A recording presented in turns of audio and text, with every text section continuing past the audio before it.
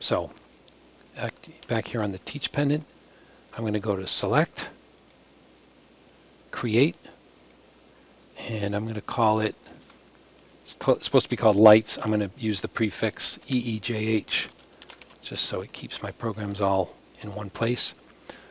And we're going to go to edit. Now, there's no motion involved in this program. It's just inputs and outputs being used, so I don't need to designate a user frame or a tool frame. So I'm going to start right off with the first command, which is to set the group output, I'm sorry, not the group output, digital output 1, which is the ready light. Oh, teach pendant is disabled. Okay, let's turn that on. Digital input 1. We're going to turn that on. So that's the command to do that. The next instruction is a wait command. So we're going to wait until blank equals blank. So that is digital input 1 is on.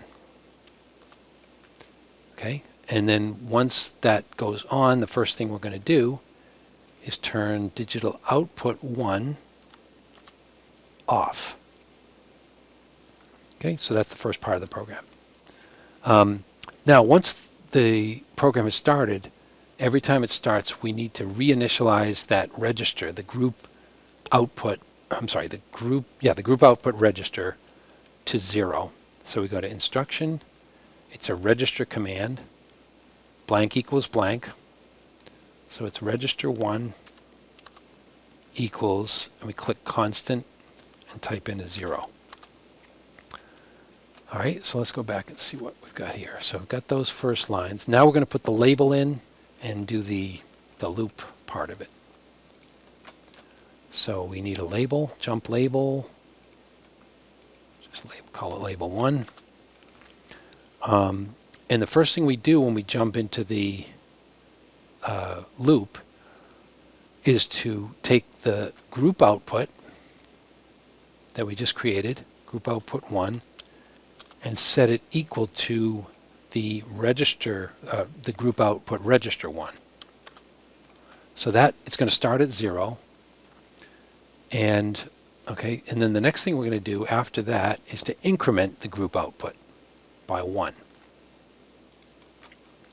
So let's do that. That would be a register command, blank equals blank plus blank. So register 1 equals register 1 plus constant 1. And then we're going to do a test. Oh, actually, before we do that, we got to wait for a second. If we don't put a wait in, it would just flash. It would do the loop very quickly, and we wouldn't see the numbers counting. So we're going to wait a second. Every time we update the number, we wait a second. Now we're going to do a test to see. It's going to be an if select command.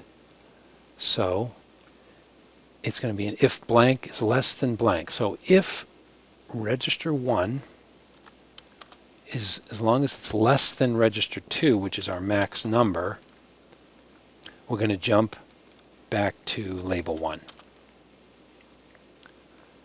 And once it does hit 16, it's no longer less. It's going to stop the program, and we're just going to set the group output back to 0. So last command is an IO command. Group output 1 equals constant 0. All right, so there's the program.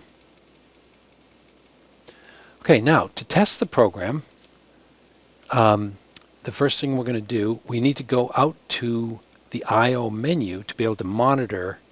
So we go to menu, IO, digital, and this brings up our outputs. So what I'm going to do is I'm going to use cycle start right off the bat here. So when I press cycle start to start the program, you notice that digital output 1 goes on. So there's the ready light. If I go back to the program, you see that it's just sitting on this wait command, just waiting for digital input 1 to turn on. So we have to go do that. So go back to back to the I/O menu. Now remember to get to the inputs, I just click in/out, brings us over here. So I have to turn this on. If you try to turn it on, it tells you cannot set unsimulated input port. Normally the inputs are responding to actual hardwired inputs like switches and sensors. So if you want to disconnect it from the external wiring and be able to operate it from the teach pendant, you have to click simulate here, where it says S. Now it'll allow you to turn it on. So what I'm going to do is I'm going to turn it on and immediately go back to the outputs so we can watch the group of outputs counting. So turn it on, switch over to the outputs. Now you see output 5. So 8, 7, 6, and 5 are acting like a binary number now. So there's number 7, 8, 9, 10, 11, 12, 13, 14, 15, and that's it. Stops. So if I want to try it, let's just do it one more time. Go back to the input. I'll turn this off. Back to the output. Hit cycle start. The ready light comes on. Go over to inputs. Turn the input on and flip right back to the outputs. Now 1, 2, 3, 4, 5, 6, 7, 8. Good review of binary. 9, 10, 11, 12, 13, 14, 15, and back to 0. If you want to try something different with it, go to data, and we can change the max number to, I don't know, something else like maybe 10. And go back to the I/O menu. Actually, I have to go back over here, turn the input back off again. If I don't turn that off, it'll start immediately. So I want it to wait. I'll hit cycle start. Okay, ready light is on. Go to the input, turn it on. Okay, now we're going to see 1, 2, 3, 4, 5, 6, 7, 8, 9, and then it'll go 10. Okay, actually, whoops. What happened? I think I know what happened. Okay, let's go over to data. Okay, I do this a lot. I put the 10 in and I didn't hit enter. Okay, let's try it one more time.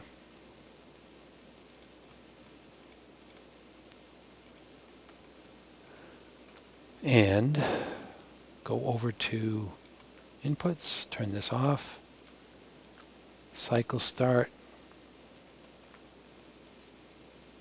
ready light is on, turn the input on and back over here. Now 1, 2, 3, 4, 5, 6, 7, 8, 9, and then it should reset to 0.